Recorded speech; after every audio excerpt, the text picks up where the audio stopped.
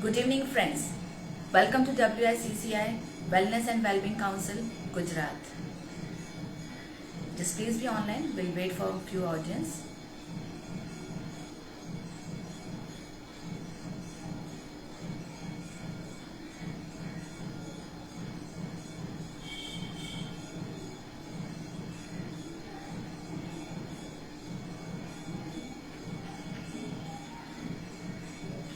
Welcome everyone. I'm Prerna Vaswani, State President of WICCI Wellness and Wellbeing Council, Gujarat. First of all, I would like to introduce about WICCI platform. It's a free global platform with a collective strength of more than 5 lakh members, and it is spread into 150 plus countries. It boosts and builds women's entrepreneurship and businesses through greater engagement with government institutions, global trade and networks.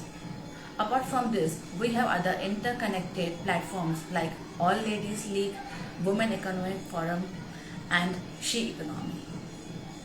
We have collaborated with WICCI Animation and Entertainment National Council and Apni India Gali. I am very thankful to Sonia ma'am and WICCI platform for this. So today on this a very special day, it's my privilege to introduce another inspiring and wonder woman, Ms. Charu Khabre. She is a council member of WICCI Animation and Entertainment National Council. She is a Josh Talk speaker. She is owner and founder of Chavix Production. Just please be online. There was some technical glitch. So it's my privilege to introduce another inspiring and wonder woman, Ms. Charu Khabre ma'am. She is council member of WICCI Animation and Entertainment National Council. She is a Josh Talk speaker. She is owner and founder of Chavix Production. Her journey as a single mother and survivor of an abusive relationship is a true inspiration for us. I'm sure you'll get inspired for today's session. So let's welcome Ms. Charu Khabre ma'am. Just please be online.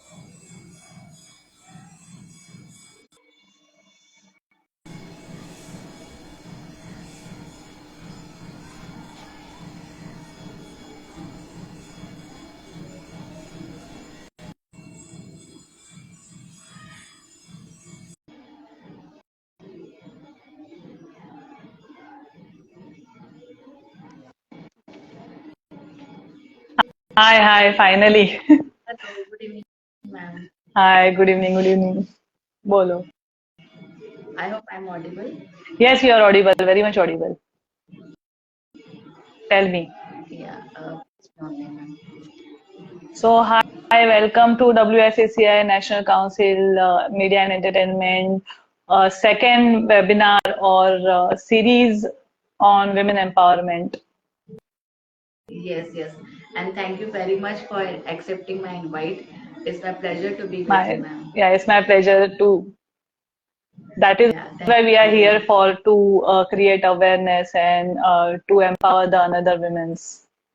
Yes definitely तो ma'am जानना चाहूंगी कि आप कुछ अपने बारे में बताइए कि आपने अपनी जर्नी कैसे स्टार्ट की in a film producer as a film producer please अपने बारे में कुछ बताइए ma'am. See, honestly, I started my journey of from housewife to working lady and from working lady to a businesswoman. So मैंने 2004 में अपनी journey शुरू की है. मैं लोअर परेल में इन्फोविजन ग्रुप ऑफ सॉल्यूशन में एज अ टेलीमार्केटिंग एग्जीक्यूटिव मैंने ज्वाइन किया था. That was my first job and you can say a stepping stone. सो मेरी लाइफ का स्टेपिंग स्टोन था जहां से मैंने शुरुआत की. उसके बाद मैंने लाइफ में सिर्फ ग्रो ही किया है. और फिर मैंने अपनी एजुकेशन कंप्लीट की, फिर मैंने मेरी मास्टर्स कंप्लीट की, और फिर धीरे धीरे फ्रॉम 2013 मैंने बिजनेस में एंटर किया as a social media professional. जब सोशल मीडिया मार्केट में नया आया ही था, तब I was the first, like जब मैंने सोशल मीडिया सीखा, और अपने बहुत सारे सेलिब्रिटी गेस्ट थे, मेरे फ्रेंड्स हैं जो मराठी के सेलिब्रिटीज हैं, उनके कुछ पेजेस अगर ऑनेस्टली बोलूँ तो फ्री में हैंडल किए, ताकि मुझे सीखने मिले, बिकॉज सेलिब्रिटी पेज हैंडल करना is itself is a honour. और तभी धीरे धीरे मेरा सोशल मीडिया का नॉलेज ज्यादा शार्प हुआ। एंड देन उसके बाद मेरी फिल्म मेकिंग की जर्नी तो थी ही साथ में। मैं विस्लिंग वुड्स इंटरनेशनल में as a junior executive join हुई थी, वहां से मेरा असिस्टेंट मैनेजर का सफर बहुत अच्छा रहा। उसके बाद मैंने युवा मैगजीन में एज अ ब्रांड हेड काम किया है, and that was my last job. उसके बाद जिंदगी में मैंने कभी भी किसी भी तरीके की जॉब नहीं की है, हमेशा ही बिजनेस में सरवाइव किया है। So this is it, like ये मेरी working lady to business women की जर्नी है। मैंने बहुत ही थोड़े शब्दों में बताने की कोशिश की है।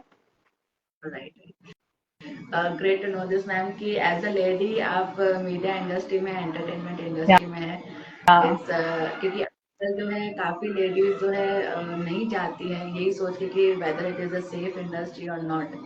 सो यू हैव फर्स्ट, आपने जो है ये बैरियर इसको तोड़ दिया है आपने। I am very happy to see that. दूसरा मैं जानना चाहूंगी कि मैं आपके प्रोफाइल के थ्रू गई थी, तो मैंने ये देखा कि आपका जो है starting journey, it was very challenging, like you had a love marriage, but it came to extend for the abusive। तो कुछ उसके बारे में अगर आप प्लीज साझा करें तो। सी मैं पर्सनली बिलीव करती हूँ कि इंसान गलतियां करता है और गलतियों से सीखता है। और जैसे कि हम इंसान बार बार गलतियां करते हैं और बार बार सीखते हैं, अगर हमने जिंदगी में कुछ चीजें सीखी ही नहीं तो हम इंसान ही नहीं है। और अगर हमने अपने लेसन्स लिए नहीं तो हम हमारी आने वाली जनरेशन को क्या देंगे। सो या आपने बहुत अच्छे से मेरी प्रोफाइल रीड की है। मैंने 19 साल की एज में शादी की थी। Of course it was a love marriage. और मैंने जो इंसान से लाइफ में पहले, अगर मैं सिंपलेस्ट वर्ड में बोलना चाहूँ तो my husband was my life first boyfriend. मेरी जिंदगी का पहला बॉयफ्रेंड था वो, जिससे मैंने शादी की, उसी से मेरे बच्चे हुए। बट अनफॉर्चुनेटली मतलब I don't know how to put it across. Generally मुझे ऐसे लगता है कि there is one illness that is called, एक तरीके की बीमारी है शक करना। पॉजिटिवनेस हर इंसान में होती है, आपको किसी को खोने का डर जायज सी बात है, होता है। जहाँ पे प्यार होता है वहां पे इनसिक्योरिटीज होती है, बट वो इनसिक्योरिटीज और जो डाउट्स होते हैं उनको अगर आपने आपके ऊपर हावी किया तो it is nothing but a disease. ये एक डिसीज है जो आपके दिमाग में चल रहा है, आप सामने वाले को उसका शिकार बना लेते हो।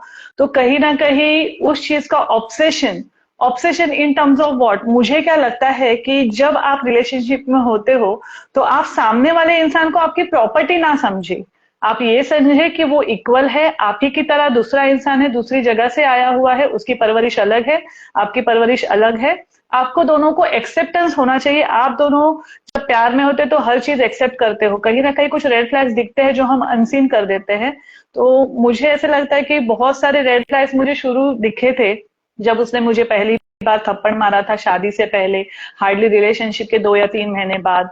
फिर धीरे धीरे करके उसने मुझे कंट्रोल करना शुरू कर दिया कि इससे बात मत करो, उससे बात मत करो, ये मत करो, वो मत करो। और मैंने वो होने दिया। उसके बाद थर्ड स्टेप था कि उसको प्रूव करने के लिए कि that how much I love you, मैंने कॉलेज छोड़ दिया बीच में ही, फर्स्ट ईयर में आके मैंने कॉलेज छोड़ दिया। मैं ये नहीं बोलूंगी कि मैं बहुत ग्रेट स्टूडेंट थी, बट ऑफकोर्स मैं एक एवरेज स्टूडेंट थी, बट मेरा माइंड हमेशा शार्प रहा है। I do have that qualities like leadership qualities. I am a born Leo, तो मेरे अंदर लीडरशिप क्वालिटीज बहुत अच्छे से थी। और मुझे पता था सही क्या गलत क्या, पर गलती से गलत एज में प्यार करने से या किसी से अट्रैक्शन होने से, और 80s में लोग हैं ना बहुत ज्यादा एडमेंट हुआ करते थे। एक परिपक्व सोच थी, एक मतलब स्टबन या फिर एक माइंडसेट हुआ करता था कि आप अगर एक लड़के से प्यार करते हो तो उसी से शादी करनी है। कहीं ना कहीं इसी माइंडसेट के साथ और इसी के साथ हमारी अपब्रिंगिंग हुई है, और वो मैंने स्टिक किया था।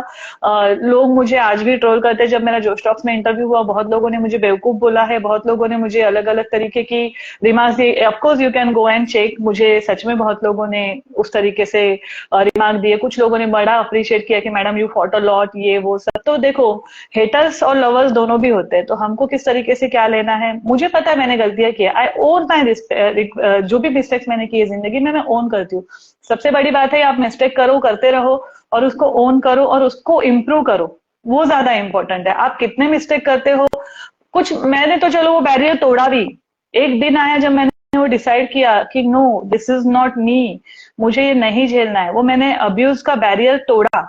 बट कुछ कुछ लोग तो आज भी बच्चों का सोच के, नहीं मुझे बच्चों को लेके मैं कहाँ जाऊंगी। जैसे जो स्टॉक में मुझे एक लेडी ने लिखा था, मुझे 3 लड़कियां है, मैं चारू बहुत ज्यादा स्टक फील करती हूँ, तुम जो लिख रही हो रोज मेरे साथ होता है, रोज मार पिटाई होती है, बट मुझे हिम्मत ही नहीं है, मैं कहाँ से लाऊं।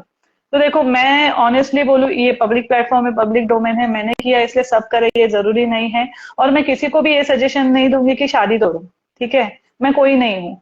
आप डिसाइड करो आपके लिए क्या सही है। I am not here to break marriage, I am not here to break relationships, I am here to create awareness, I am here to support womens who can actually do wonders in life. तो क्या हुआ, आपको 3 बेटियां, why can't you count that 3 are the assets. आप 3 बच्चियों को लेके बाहर निकलो, 3 बच्चियां मतलब 4 हाथ हुए, 4 8 हाथ हुए। आप टिफिन सर्विस स्टार्ट कर सकते हो अगर आपकी एजुकेशन नहीं है। ऐसा कोई इंसान नहीं है कि लोगों को बाहर के खाने से ज्यादा घर का खाना अच्छा लगता है। You can wonders in life. आपको सिर्फ पता होना चाहिए आपकी हिडन टैलेंट क्या है। कोई भी कुछ भी कर सकता है, इसका जरूरत नहीं है आपको एजुकेशन होना चाहिए। बिना एजुकेशन के भी धीरू भाई अंबानी ने दुनिया पे राज करा हुआ है, तो वो लाइव एग्जाम्पल है। सो यस यस, हाँ। कि वही देखा गया कि जैसे थप्पड़ मूवी थी, तो उसमें बताया गया था कि सिर्फ एक थप्पड़ की वजह से भी उसने केस किया था। कि अगर स्टार्टिंग से ही हम लोग जो है अगर स्टैंड लेते हैं अपना, तो वो जो है आगे चल के वो इतना ज़्यादा बढ़ता नहीं है। तो आपके अंदर वो ऐसा करेज किस टाइम पे आया कि नहीं, अभी मुझे ये स्टेप लेना ही पड़ेगा, I need to break this barrier of abusive relationship. तो आप कैसे मिस, किस तरीके से आपको स्ट्रेंथ आया, किस तरीके से हिम्मत आई। जैसे आपने बताया कि दूसरी लेडीज को जो है यही मन में रहता है कि मैं कैसे करूँगी, मैं क्या करूँगी, किस तरीके से मैं आगे बढ़ूंगी, फैमिली सपोर्ट रहेगा या नहीं रहेगा, what will be the society, क्या बोलेगी मुझे। तो आपके अंदर ऐसा स्पार्क वो कब आया था मैम? सी ऑनेस्टली, बाकी औरतों की तरह मैं भी सहमी सहमी रहती थी, मैं भी बहुत शाय थी। जितना मैं एडवांस अभी दिख रही हूँ ऐसे नहीं हूँ। आप go back to my old memories of Facebook, you will see that I was kind of behen ji kind of. क्योंकि मेरे लाइफ के सारे डिसीजन मैंने अपने हस्बैंड को दे रखे थे। वो क्या बोलता था, वो जैसे बोलता था, बाल ऐसे रखो, ये पहनो, ऐसे बोलो, इससे बात करो, उससे बात मत करो, ये सब हुआ था। मुझे ऑनेस्टली बोलूं तो शादी से पहले 4 साल की रिलेशनशिप थी, जिसपे मैंने पूरा उसी के अंदर अपने आप को ढाल दिया था। वो जो बोलेगा वो करूंगी, वो था ना डायलॉग, जो जीजाजी बोलेंगे वो करूंगा। उस काइंड ऑफ वो सिचुएशन थी कि वो जो बोलता था वो मैं करती थी। उसके बाद मान लो चार शादी के और 4 साल। पहला साल शादी का बहुत ही डिजास्टर रहा, दूसरा उससे डिजास्टर, बच्चा होने के बाद तो वर्स्ट रोलर कोस्टर राइड थी मेरी लाइफ।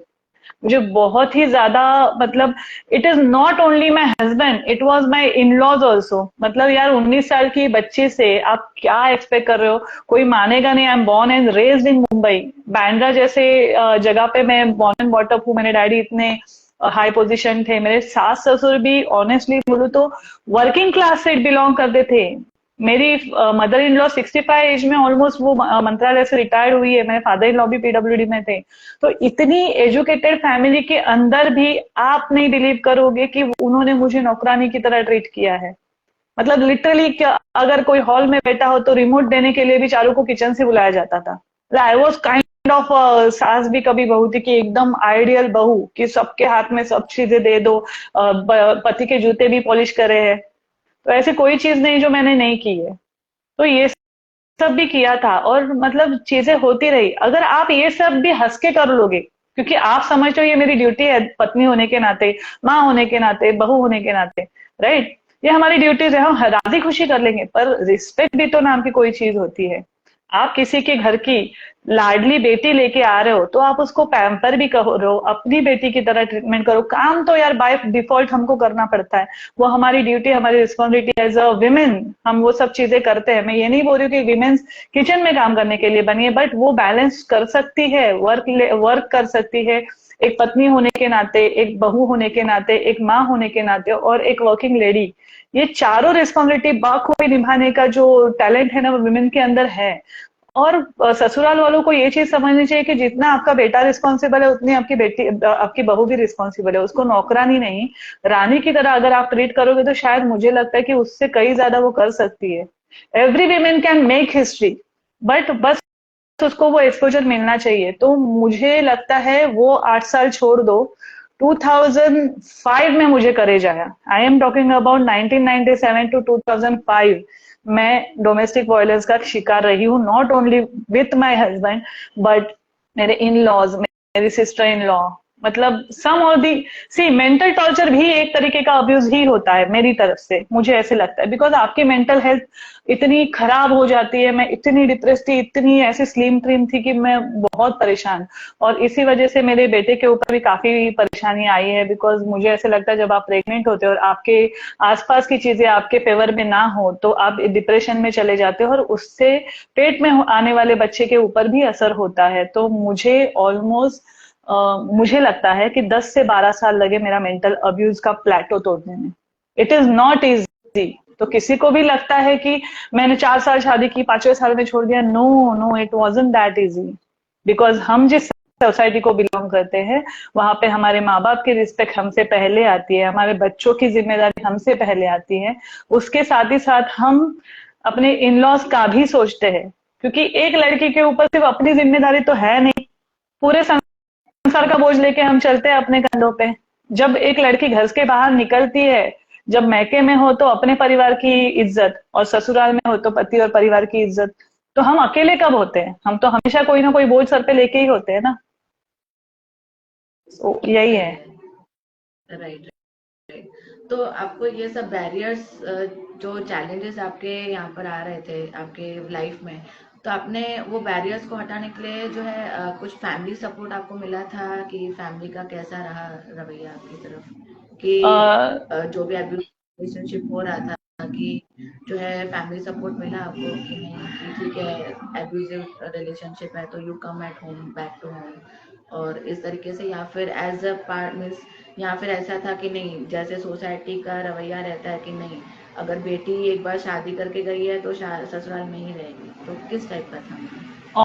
ऑनेस्टली मैं बोलूँ तो मेरी बहुत सालों तक घर पे बताने की हिम्मत नहीं रही, क्योंकि 4 साल हम लोग रिलेशनशिप में थे। उसके बाद मैंने अपनी मर्जी से एकदम पापा को, मम्मी को कन्विंस करके, भाइयों को से लड़ झगड़ के शादी की थी।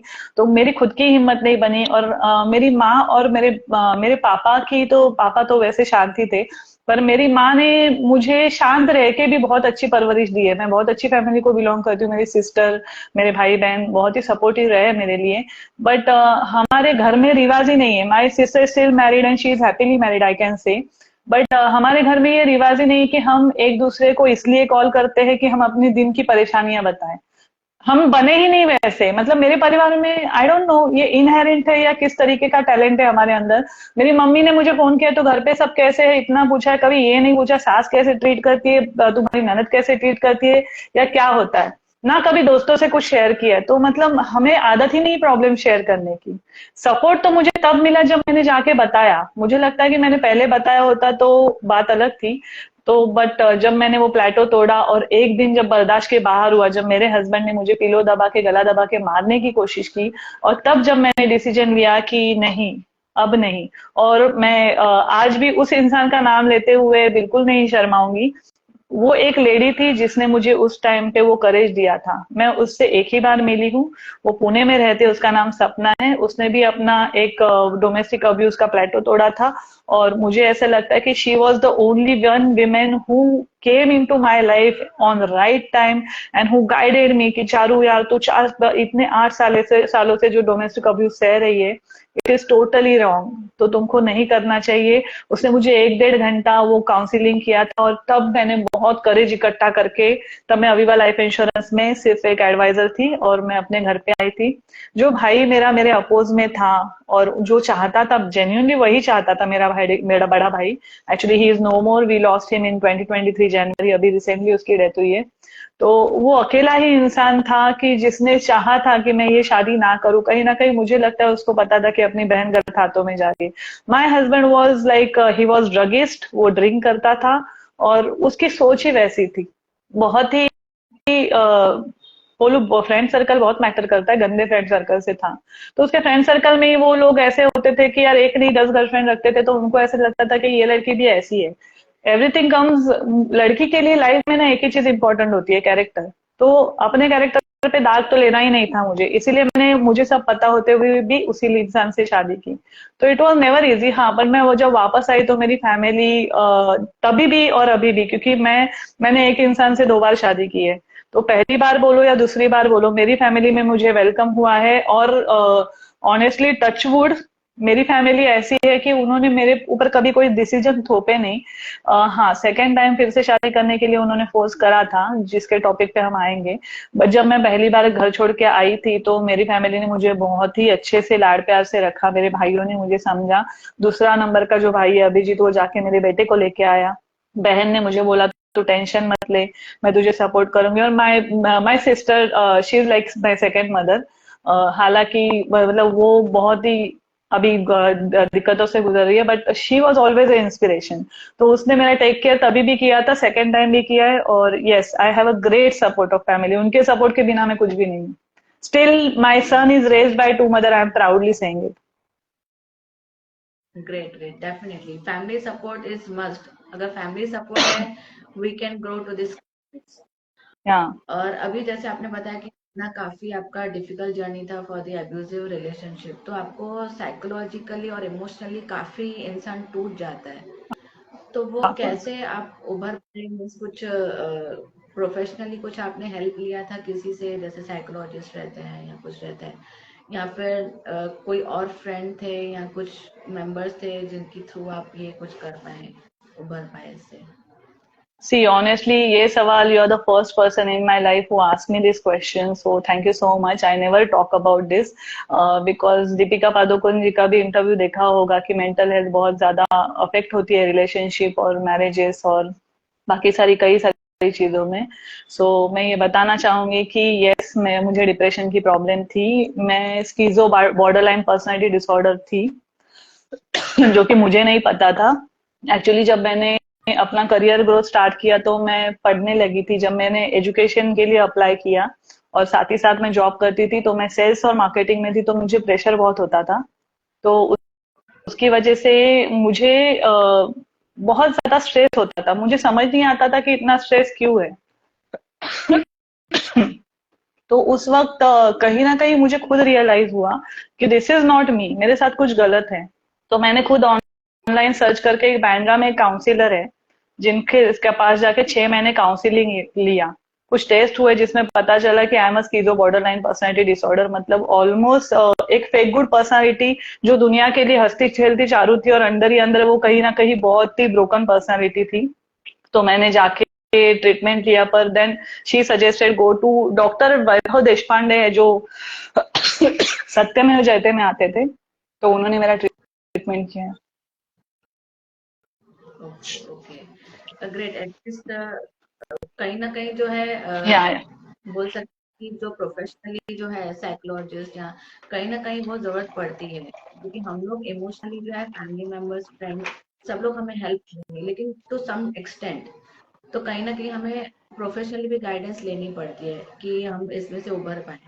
राइट। तो दूसरा ये, जैसे मैंने आपका प्रोफाइल देखा था और जोश टॉक्स का आपका अभी रिसेंटली हुआ था, वीडियो आपका आया था, अपलोड हुआ था। तो मैंने सुना था कि आपका बड़ा बेटा भी था, उसके पहले कुछ एबॉर्शन भी हुआ था, और प्लस हाँ, बड़ा बेटा भी जो है वो आपके हस्बैंड के इन्फ्लुएंस में आ गया था। तो कुछ आप इंसिडेंट वो बता सकते हैं प्लीज? एक्चुअली ऑनेस्टली कैसे है कि जैसे मैंने बताया कि मेरी प्रेगनेंसी के दौरान मेरे मेंटली डिप्रेस हुआ करती थी, तो उसका असर कहीं ना कहीं बच्चे पे था। तो थोड़ा बहुत उसको लर्निंग डिसेबिलिटी का प्रॉब्लम था। जब मैं पहले साल अपने मायके में थी, जब मैं आई थी 2005 में, तब वो मेरे साथ ही था, हमने उसको अपने साथ ही रखा था 1 साल तक, तो वो मेरे पास ही था। बहुत सब ऑब्वियसली मैं बहुत छोटी थी, 23 24 एज ही नहीं थी उतनी। जब मतलब लोग शादी करते तब तक तो मैं घर पे आ गई थी। तो 1 साल हम लोगों ने उसको, मेरी बहन भाई ने उसका एडमिशन भी करा था, ऑर्किड स्कूल में चल रहा था, सब ठीक है। पर प्रॉब्लम वो थी कि मेरा हस्बैंड हमेशा आके ड्रिंक करके मुझे अब्यूज करता था। अब्यूज मैं बहुत छोटा वर्ड यूज कर रही हूँ। हिंदी और मराठी में अगर आपको पता हो प्रोस्टिट्यूट को क्या बोला जाता है, उस तरीके की लैंग्वेज मेरे लिए यूज की जाती थी। रात को 2 या 3 बजे दारू पी के आके डोर को जोर जोर से पीटना। मैंने एक नहीं, दो नहीं, 3 सोसाइटी से एग्जिट किया क्योंकि हमको लेटर मिले थे। चौथे में ऐसा हुआ कि हमारा डाइवोर्स म्यूचुअली होने का डिसीजन हो गया। एक दूसरे का डिसीजन हुआ कि ये ले लेंगे वो लेंगे, तो उसमें जानबूझ के मेरे हस्बैंड ने, क्योंकि मैं तब कुछ कर नहीं रही थी, अविवा में एडवाइजर थी, उससे कोई रेगुलर इनकम नहीं थी, तो उसने कंडीशन डाला कि बच्चे का कस्टडी मुझे चाहिए। तो मैंने बहुत तांडव किया था कि यार नहीं, बच्चा तो नहीं देना। बट मैं छोटी भी बहुत थी, पूरी जिंदगी आगे पड़ी हुई थी, और उसका जो 1 साल जो टॉर्चर था ना, वो बहुत ज्यादा था। तो मेरे पापा ने मुझे ये बोला कि अगर तू बच्चा अपने साथ रखेगी तो ये ऐसा ही करता रहेगा। तो अभी बहुत छोटी है, तो अपने पैरों पे भी नहीं है, हम बाद में देख लेंगे, तो उसको दे दे, तू डाइवोर्स कर ले, 6 महीने में हो जाएगा, तू माइंड से फ्री हो जाएगी, क्योंकि मुझे तभी मेंटल पीस की काफी जरूरत थी। तो बच्चे का कस्टडी उधर चला गया। ऐसा नहीं कि बच्चे का कस्टडी उधर जाने के बाद मैं रुकी, मैं उसको कॉल करती थी बात करने के लिए। बट फिर हमारा, मेरे हस्बैंड का, एक्स हस्बैंड का रिजॉर्ट है नाला सोपारा में, तो हमारा जो कुक था वो मुझे दीदी मानता था रिसोर्ट का। पूरा स्टाफ मुझे दीदी बोलता था। तो मैं जब कॉल करती थी तो मुझे नहीं पता बैकग्राउंड में क्या हो रहा है। तो मुझे कॉल करके मेरे कुक ने ये बताया कि दीदी आप है ना कॉल मत किया करो, आप कॉल करते हो तो आयुष को मम्मी मारती है, मतलब मेरी सास जो थी, तुम अपनी मम्मी को क्यों याद करते हो और तुम उसकी उसकी बातें क्यों करते हो, हमारे पास हो तो अपनी माँ को पता था। मैं आपको रोक लगाई, मैं उसको कभी भी भूल नहीं सकती। और ऑनेस्टली कोई भी माँ अपने बच्चे को नहीं भूल सकती। अगर किसी ने बच्चा पैदा करके अनाथ आश्रम भी दे दिया हो, तो बैक ऑफ द माइंड कहीं ना कहीं दिल के किसी कोने में अपना बच्चा है, ये एहसास है हर एक औरत को रहता है, क्योंकि it is a painful process, every women knows, right. तो मेरा बच्चा उसके पास चला गया। ऐसे 4 साल बीत गए। फिर मेरे हस्बैंड ने जब फिर से अप्रोच किया था हमको, तब तो वो आई गेस 6 7 साल का हो चुका था। मतलब मैंने उसको छोड़ा था तब वो 3 साल का था, और जब मेरा हस्बैंड मेरे पास वापस शादी करने के लिए आया तब वो 7 से 8 साल का था। और फिर 8 साल बाद जब मेरे हस्बैंड, मैंने जो सेकंड टाइम उसी से शादी करने का डिसीजन इसलिए लिया क्योंकि मेरे ऊपर दबाव लाया गया घर वालों से। फ्रेंड सर्कल में मैंने डिस्कस किया कि यार मेरे घर वाले चाह रहे हैं कि मैं अपने हस्बैंड के पास वापस चली जाऊं, मेरा लीगल डाइवोर्स हो चुका है, क्या करूं क्या नहीं। करियर के एकदम पीक समय में और ये सब चीजें जब हो रही थी उस समय, मैंने अपने बड़े बेटे का फेस देख के शादी फिर से करने का डिसीजन लिया, और फिर से शादी मेरी हुई मेरे हस्बैंड से। और 2 3 महीने में मैंने एक चेंज देखा। वो चेंज ये था कि अब मेरा बेटा थोड़ा बहुत बड़ा हो चुका था। अभी मेरा छोटा बेटा 9 साल का है। अगर आप उसको कोई चीज बताओ ना कि ये सस्मित ऐसा करना है, वो वैसा करना है, तो वो हर चीज करेगा। यू नो दैट 9 इयर्स बच्चा बहुत स्मार्ट रहता है, सब समझ में आता है। आज के बच्चे अपने जैसे नहीं है। ओके। तो फिर तभी मेरे हस्बैंड ने बहुत स्मार्टली मेरा जॉब छुड़वाया था कि मैं तुझे काम कर रिसोर्ट पे दे दूंगा, तो उसका मार्केटिंग संभाल, क्योंकि तब मेरा मार्केटिंग का फाइनल ईयर था, एमबीए का फाइनल ईयर चल रहा था, एजुकेशन पूरी हो चुकी थी, मैं एक पोजीशन पे थी। शायद मैंने वो जॉब नहीं छोड़ी होती तो बहुत बड़ी पोजीशन पे होती। तो जॉब छुड़वा दिया। पर फिर मुझे कैसे पता चला कि मेरे ऊपर वॉच रखा जा रहा है, क्योंकि देखो जैसे दिन है वैसे रात भी है। हाँ, माँ और बाप दोनों इक्वली रहते हैं बच्चे के लिए। कभी पापा ने अच्छा बोला तो पापा के फेवर में, माँ ने अच्छा बोला तो माँ के फेवर में। ये तो बच्चे ऐसे ही होते हैं, इसीलिए वो बच्चे हैं। तो जब मैंने उसके साथ थोड़ा सा अच्छा बॉन्ड क्रिएट किया, तो मेरे बेटे ने बोला कि पापा ने मुझे बोला है, तो पापा को मत बताना, पापा ने मुझे बोला है कि मम्मा क्या करती है मुझे बताओ। कि किससे बात करती है, मैसेज में किससे बात करती है, फोन पे किससे बात करती है, कोई आता है क्या मेरे जाने के बाद घर पे। तो जो मैंने बोला एक डिसऑर्डर होता है, शक का बीमारी, उसका कोई इलाज नहीं है। तो उस तरीके से उसने मेरे वो बेटे को मेरे ऊपर स्पाई करने के लिए छोड़ दिया। वो हर शाम उसको लेके जाता था नीचे और पूरा पूछता था कि मम्मा ने क्या किया, किससे बात की, फिर उसको जो चाहिए वो खाने खा खिलाता पिलाता था। सो फिर मैंने भी थोड़ा सा अलर्ट होना सीख लिया। और वो वही है कि एंड रिजल्ट ऐसा था कि हमारा एक बार बहुत ज्यादा झगड़ा हुआ, एक्सट्रीम झगड़ा हुआ, जिसमें मेरे हस्बैंड ने मुझे बहुत मारने पीटने की कोशिश की। और जब पहली बार जो चारू निकली थी वो डर डर के भागी थी। बस सेकेंड टाइम जो चारू घर से बाहर निकली थी वो ये सहने वाली नहीं थी। मुझे पेट में लात मारे गए, मेरा बच्चा छोटा था, 1 साल का था। और मतलब मैं एकदम, मेरी काम वाली के सामने मुझे ऐसे ऐसी चीजें, ये तो मतलब तुम्हारे एक एक तुम्हारे कितने सारे अबॉर्शंस हुए हैं, तुम्हारे कितने रिलेशनशिप रहे, ऐसा कभी भी कुछ नहीं था, वो कभी प्रूव भी नहीं कर सकता। पर फिर भी मुझे ऐसी गंदी गंदी चीजें बोली गई मेरे बेटे के सामने, जो कि 12 साल का तब हो चुका था। मुझे लगा कि यार क्या बोल रहे हो तुम। मैंने वो चीजें रोकने की काफी कोशिश की, बट वो सुधरा नहीं। और वो बोलता रहा। तो मैंने उसके मुंह पे हाथ रखा रोकने के लिए, तो उसने मुझे एकदम जोर से पेट में लात मारी और लातों बुक्कों से मारने लगा। तब तो मतलब भाई साहब मेरा जो पेशेंस लेवल था वो टूट गया। मैं उठ गई और उसको अपने प्रोटेक्शन के लिए कान के नीचे मार दी। फिर उसने मेरे ऊपर हाथ उड़ाया। तो जितना मुझे बन सकता था एज अ फीमेल अपने प्रोटेक्शन में, मैंने उल्टा हाथ उठाना शुरू किया। और मैं चाहती थी कैसे भी ये रुक जाए, क्योंकि काम वाली है, छोटा बच्चा है, बड़ा बच्चा है। तो फिर मैं उसको दरवाजे की तरफ धकेल रही थी कि जाओ जाओ तुम घर के बाहर जाओ। और मैं उसको बाहर धकेल रही हूँ, और उतने में मेरे पीछे से बड़े बेटे ने आके मुझे पंच किया था फाइट में। मैं अस्थमा पेशेंट हूँ, और मैं, आप सोच सकते हो कि जब हम रोते हैं तब हम कितना हाइपर होते हैं। Womens, all womens are understanding this, कि हम लोग कितना हाइपर होते हैं। और हम एक लेवल पे आके एकदम फूट फूट के रोते हैं, जब कि कई सारी चीजें लगातार होती है आपके साथ, तो आप टूट जाते हो। तो आप ऑलरेडी डिस्ट्रॉयड हो, और उसी टाइम पे पीछे से एकदम मारा, मेरी सांस 2 मिनट के लिए रुक गई। और फिर उसने मुझे ये स्टेटमेंट दिया था, मुझे आज भी याद है। वो कभी नहीं याद होगा, क्योंकि मेरा हस्बैंड भी उस जोन में नहीं था, वो ड्रग्स लेके आया था। उसने मुझे एक स्टेटमेंट दिया था कि तू क्यों उनको घर के बाहर निकाल रही है, तू आई है, तू चली जा। तो फिर अब मुझे किसके लिए रुकना था वहां पे, ये मार खाने के लिए, और किसी की घर की काम वाली बनने के लिए थोड़ी ना पैदा हुआ है। तो फिर बस मैंने अपने छोटे बच्चे को उठाया, रेडी वगैरह कराया, और एक ही कपड़े पे उस घर को मैंने 2016 में छोड़ दिया। तो मतलब आप सोच सकते हो कि मेरा बड़ा बेटा अगर मुझे पंच मार रहा है 12 साल की एज में, जो कि उसकी माँ ने उसके लिए सब चीजें की, बट उसका जो अपब्रिंगिंग है उसके बाप की तरफ हुआ है। और उसने, मेरे बहुत सारे दोस्त है जो अभी भी मतलब मेरे हस्बैंड के और मेरे कॉमन फ्रेंड्स हैं। तो कुछ लोगों ने मुझे ये भी स्टेटमेंट दिया है कि मेरा बड़ा बेटा मेरा नाम सुन के भी चिढ़ता था, जब वो लोग रिजॉर्ट पे जाते थे मेरे हस्बैंड से मिलने, तो वो चारू बुलाता था मुझे। और मतलब मुझे आज ये समझ में आता है, मेरी एक फ्रेंड है जिसने मुझे ये बोला कि चारू का नाम मत दो ये वो, और बहुत एग्रेसिव हो जाता था। मतलब आप सोचो कि कितना उसको फीड किया गया होगा मेरे अगेंस्ट।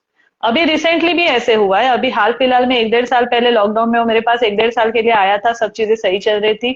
ऑल ऑफ सडन वो चला गया घर पे। मैंने बोला क्या हुआ आयुष, तू आ क्यों नहीं रहा है। और उसके बीच में हमारा कोर्ट केस चल रहा है 3 साल से। मेरे हस्बैंड ने, एक्स हस्बैंड ने शादी कर ली है 3 साल पहले विदाउट गिविंग मी डाइवोर्स। तो ये एक एडल्ट्री और बाइगैमी एक्ट है। और मैं पिछले 8 सालों से सेपरेटेड हूँ। बच्चा 1 साल का था तब मैंने घर छोड़ा था, अभी तक उसने 1 रुपया भी नहीं दिया है मेरे बच्चे के लिए। तो मैं उस चीज के लिए लड़ रही हूँ। मेरा बड़ा बेटा जब यहाँ पे था तो मैंने उसको समझाने की कोशिश की, और वो समझता भी था।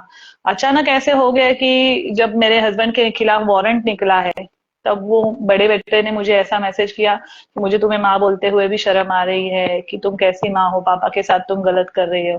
मतलब उसके पापा ने मुझे छोड़ के किसी और से शादी की, वो उसके लिए सही है, पर तो अगर उसकी माँ अपने दूसरे भाई के लिए स्टैंड ले रही है तो वो गलत है। तो आखिर में जो होता है ना, सोच का फर्क है, आप किसको क्या सोच देते हो। तो मुझे आज प्राउड है कि मेरा जो छोटा बेटा है 2 माओं के साथ है। तो आई एम श्योर कि मैं, लोग बोलते हैं कि अपनी बेटियों को ये सिखाओ, अपने बेटियों को वो सिखाओ, पर मुझे ऐसा बोलना है कि आप अपने बेटे को सिखाओ। मैं अपने बेटे को सिखाऊंगी कि विमेन रिस्पेक्ट करनी तुमको है, ये तुम्हारी जिम्मेदारी है। लड़की क्यों अपना आप सीख के आए सब।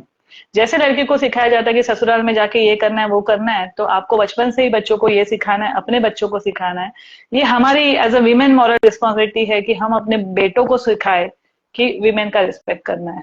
तभी जाके हम, मुझे लगता है और 10-20 साल में विमेन एम्पावरमेंट या विमेन्स डे बहुत अच्छे से सेलिब्रेट कर पाएंगे, मुझे ऐसा लगता सो है। Perfectly said. ये सब फेस करने के लिए, उसे उभरने के लिए साइकोलॉजिकली, फिजिकली, मेंटली, और प्लस दूसरा जो है आपके बड़े बेटे का भी बढ़ता हुआ आपकी तरफ इस तरीके से हो रहा है and you are facing till now, तो ये बहुत ही करेज चाहिए ये सब फेस करने के लिए। It's very easy to say कि you are facing this, but लेकिन अंदर से जो इंसान को रहता है कि बोलना बहुत आसान रहता है, लेकिन अब ये एग्जाम्पल सच हो सकता है, सच हो गया जैसे कि है ना संगत का असर।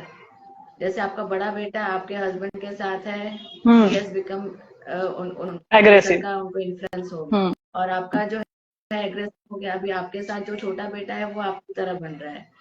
तो it's totally two different examples of from a single mother, दो बेटे और सिंगल मदर से, और इस तरीके के एग्जाम्पल है। तो मैं ये पूछना चाहूंगी कि आप क्या एडवाइस देना चाहेंगे कि दूसरी लेडीज पे, आई नो कि बहुत सारे एब्यूजिव रिलेशनशिप्स आजकल चल रहे हैं, चाहे इंडिया है चाहे दुनिया है, बहुत सारे एब्यूजिव रिलेशनशिप चल रहे हैं, और काफी जो है शायद से एक स्पार्क ढूंढ रहे हो कि कुछ ऐसा वो सुन पाए जैसे आपको एक स्पार्क मिला था और आप उभर पाए। तो उस तरीके से आप कुछ एडवाइस बताइए कि जो दूसरी लेडीज हैं या कोई भी किसी के साथ भी, इवन जेंट्स ऑल्सो, कहीं कहीं पे जेंट्स के साथ भी हो रहा है आजकल, ऐसा नहीं कि सिर्फ लेडीज के साथ हो रहा है। तो क्या कुछ एडवाइस आप देना चाहेंगे कि वो उभर पाए या एटलीस्ट वो आगे बढ़ पाए, एटलीस्ट वो इंडिपेंडेंट बन पाए, financially independent, mentally independent, mentally strong. तो आप प्लीज कुछ टिप्स बताइए। टिप्स एज सच है नहीं मेरे पास, बट ऑनेस्टली मैं बोलूँ कि मैंने लाइफ में एक ही चीज सीखी है कि आप खुद के लिए स्टैंड लेना सीखो। आपके लिए कोई स्टैंड नहीं लेगा। आप अगर सोच रहे हो कि डोमेस्टिक अब्यूज या कोई भी अब्यूज, टॉक्सिक रिलेशनशिप हो या कोई भी हो, आजकल ब्रेकअप्स भी बड़े फास्ट होते हैं, हम लोग क्यों मैरिज के पीछे ही जाए। तो मुझे ऐसे लगता है किसी भी तरीके का अब्यूज, आई एम सेइंग किसी भी तरीके का अब्यूज, ऑफिस में हो, घर में हो, फ्रेंड्स के साथ हो, आपको लेना ही नहीं चाहिए। You should stand for your self. आपके लिए कोई स्टैंड नहीं लेगा, आपको आपके लिए लेना है। अगर मैंने कर दिखाया तो कोई भी लेडी करके दिखा सकती है। और रही बात फाइनेंशियल फ्रीडम की, तो मुझे ऐसा लगता है कि ये जो पुराना सोच है कि देखो आजकल हम अपनी बच्चियों को सिखाते हैं, जिनकी भी बेटी है वो एग्री करेंगे, हम इसलिए तो नहीं सिखाते हैं ना कि आगे चल के अपने पति के पास जाके काम धंधा छोड़ के बैठ जाए। हालांकि कभी कभी जरूरत नहीं रहती, दैट डिपेंड्स। बट मुझे ऐसा लगता है कि women should earn till she is alive. उनको कुछ ना कुछ करना चाहिए। जॉब नहीं करो तो बिजनेस करो, कुछ ऐसा करो कि आप आपकी इन्वॉल्वमेंट रहे, आप आपकी आइडेंटिटी बना के रखो। मेन हो या विमेन हो, दोनों को अपनी आइडेंटिटी बना के रखनी चाहिए। हम किसी से शादी करते हैं या किसी के साथ रिलेशनशिप में आते हैं तो हम उसकी लाइफ को खरीदते नहीं है। ये बात तो पहली सबके दिमाग में क्लियर होनी चाहिए। We don't own their life, male हो फीमेल हो, हम किसी की लाइफ को ओन नहीं करते। हमको एक दूसरे का रिस्पेक्ट करना चाहिए, आगे बढ़ना चाहिए।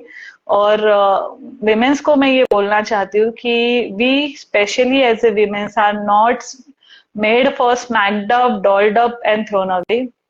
We are here to create the history.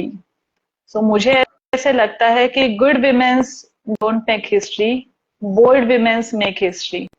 So अगर आपको लाइफ में कुछ करना है तो आपको डिसीजंस लेने पड़ेंगे, आपके लिए स्टैंड लो। कोई यहाँ ये नहीं प्रमोट करना चाहता कि भाई शादी तोड़ो। आपको जो सही लगता है आप करो, आपको रहना है रहो। एक दिन जाके आपकी खुद की जान चली जानी है, तो इससे अच्छा है अगर आप अपने आप को सिक्योर नहीं फील कराते हो, आप ये सोच रहे हो बच्चों के लिए रह रहे हो घर में, उस घर में। बहुत लोग मुझे ये बोलते हैं कि अरे बच्चे हैं, बच्चे मेरे भी है, दो दो है, एक नहीं है दो दो है, ठीक है। तो अगर आप ही सिक्योर नहीं हो तो बच्चों को किस तरीके से सिक्योर कराओगे आप? If you are not feeling secure in your own house, then who is secure? कभी कभी तो सी, आई हैव अ फ्रेंड, उसके बच्चे भी सिक्योर नहीं थे उसके पति के घर पे। आज उसने, मुझे लगता है 10 या 12 साल बाद अपना घर छोड़ा है। She is like elder to me and she is my best friend. But उसने इतने साल बाद अपना घर छोड़ा है, बच्चों ने निकाला उसको, तब तक तो वो सह ही रही थी, 3 साल पहले वो अलग हुई है। बच्चों ने बोला तुझे रहना है, बच्चे अभी एक कनाडा में पढ़ रहा है और एक अभी 12th में पास आउट हुआ है। तो फिर उन्होंने बोला कि अगर तुझे मरना है तो इसके साथ रह, नहीं तो हमारे साथ चल। तो इतना वेट मत करो यार, अपनी जिंदगी खत्म हो जाएगी। मैं तो ये भी नहीं बोलती कि भाई कि परफेक्ट। शादी तोड़ो और किसी और के साथ शादी करो। मुझे 8 साल हो गए अलग होके। जो मेरे हस्बैंड को लगता था कि मेरा कहीं पे अफेयर चल रहा है, मैं किसी के साथ रिलेशनशिप में हूं, तो आप भी मानते हो कि अगर मेरा ऐसा कुछ होता तो मैं आज सिंगल थोड़ी ना होती। मैं आज तक ये सोच के किसी और से शादी नहीं कर पा रही हूँ कि यार मेरा तो ठीक है, मेरे बेटे का क्या होगा। तो आज भी कहीं ना कहीं बेटे का ही सोच रही हूँ। मुझे तो कोई भी अपना लेगा, ठीक है। मैं चाहती हूँ कि जो भी मेरी लाइफ में आए वो मेरे बच्चे के साथ मुझे एक्सेप्ट करे। तो वही है बस। और मैंने जो लाइन बोली वो प्लीज मत भूलना। Women's are not made for smacked up, dolled up and thrown away. We should be taken care like a glass, and we are like a glass. Glass once broken cannot be the same. So अपने आप को तोड़ने मत दो। अपने आप को इतना सस्ता मत बनाओ कि कोई भी आके तोड़ के चला जाए। So this is my message to all perfect. the women. Yes yes, definitely perfectly said कि हम किसी के गुलाम नहीं हैं, और हमें जो है सबके हमें खुद की सेल्फ वर्थ, सेल्फ रिस्पेक्ट हमें बनानी है, ताकि जो भी ऐसा हम जो है मेंटली स्ट्रांग बने और हम खुद जो है ये सब चीजें फेस कर पाए। दूसरा मैं जानना चाहूँगी, अभी एंटरटेनमेंट इंडस्ट्री में you are a film producer, तो एंटरटेनमेंट इंडस्ट्री में आपका किस तरीके से रवैया रहा कि जैसे आजकल एंटरटेनमेंट इंडस्ट्री का देखा गया है कि it's not that much safe and all. आजकल टीवी में वही बताया जाता है, कुछ ना कुछ डिफरेंट डिफरेंट चीज़ें, इंसिडेंट्स आते रहते हैं। तो अगर किसी को एंटरटेनमेंट इंडस्ट्री में ज्वाइन होना हो, या किसी को भी कोई कैरियर के बारे में सोच रहा हो, तो आप क्या गाइडेंस देना चाहेंगे उसके बारे में? सी पहली बात तो, जो एंटरटेनमेंट इंडस्ट्री में है मेरी तरह, वो कोई भी एग्री नहीं करेगा कि एंटरटेनमेंट इंडस्ट्री सेफ नहीं है। तो ऐसे तो दुनिया का कोई भी प्रोफेशन सेफ नहीं है। हर प्रोफेशन में सम और दी अदर प्रॉब्लम होती रहती है। आपको किसी को उंगली देनी है, हाथ देना है, वो आपको डिसाइड करना है। हाथों की पांचों उंगलियां सेम नहीं रहती है। It is as a women, it's our responsibility how we are showcasing our self to other. हमारी इंडस्ट्री में 80% फीमेल्स है एक्टर्स के रूप में, सिनेमेटोग्राफर। मुझे ऐसा नहीं लगता कि कोई ऐसा सेक्टर बाकी है फिल्म मेकिंग में या टीवी इंडस्ट्री में जहां पे विमेन्स नहीं है। Everywhere there are women's.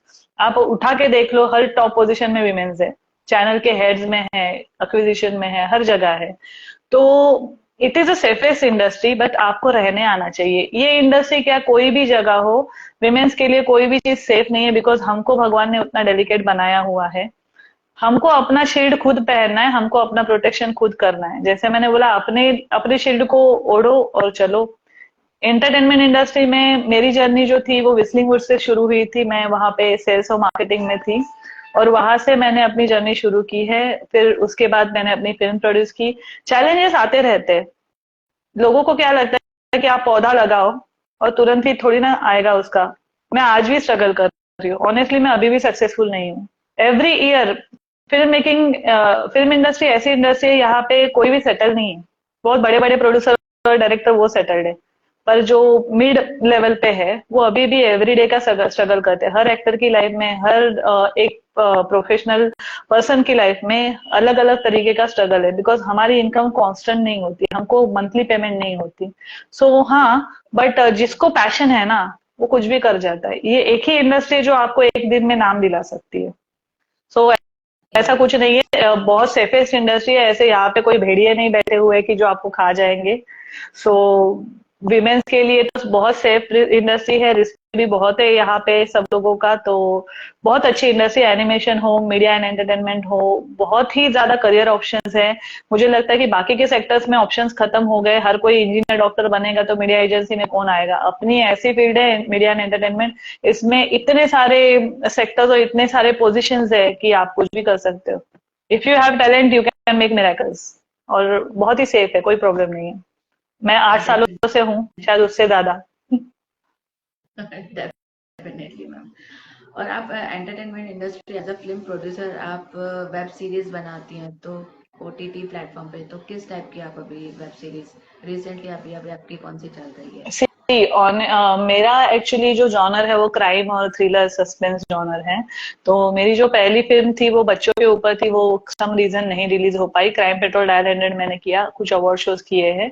और लेटेस्ट हमारी एक पुस्तक करके वेब सीरीज थी, वो भी क्राइम थ्रिलर जॉनर ही था। सो वो जो अभी अतरंगी ओटीटी पे चल रही है।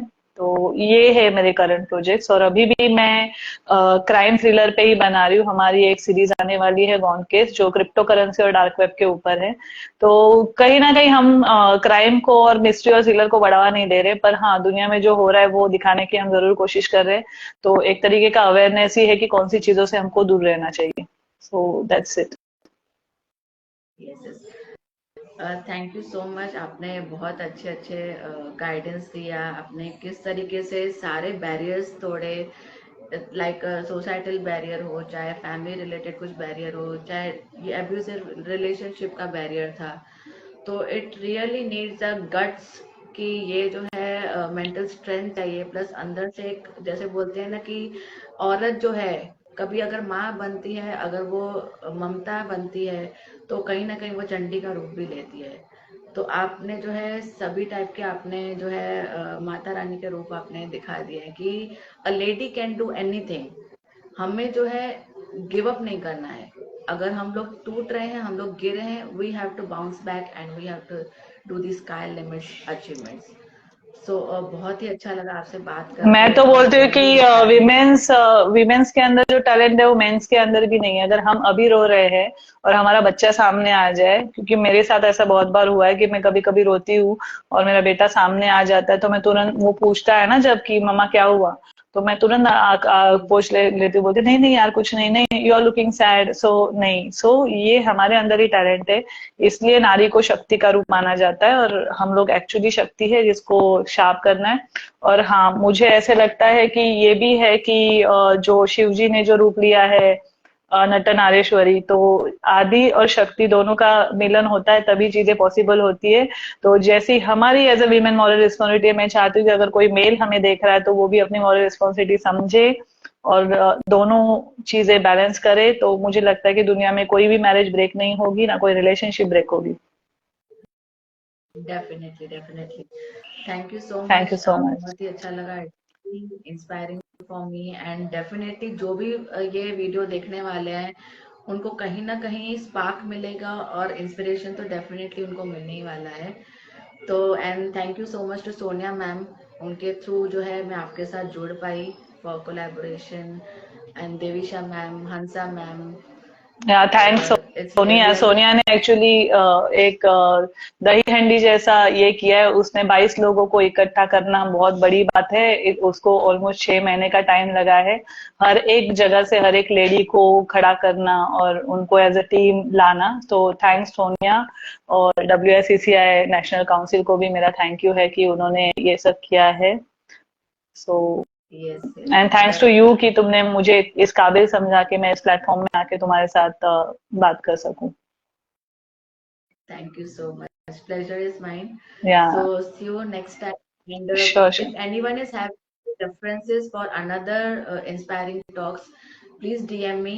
And I'm always ready to take the inspiring talks. जो भी ladies हैं, even men also, सबकी जर्नी यूनिक है। सब कहीं ना कहीं बैरियर्स तोड़ के यहाँ तक पहुंचे हैं। तो डेफिनेटली कहीं पे भी किसी के पास भी रेफरेंस है, I am always open to do the inspiring talks. So thank you so much. या Stay या tuned. या bye Yeah, bye. yeah. Thank you.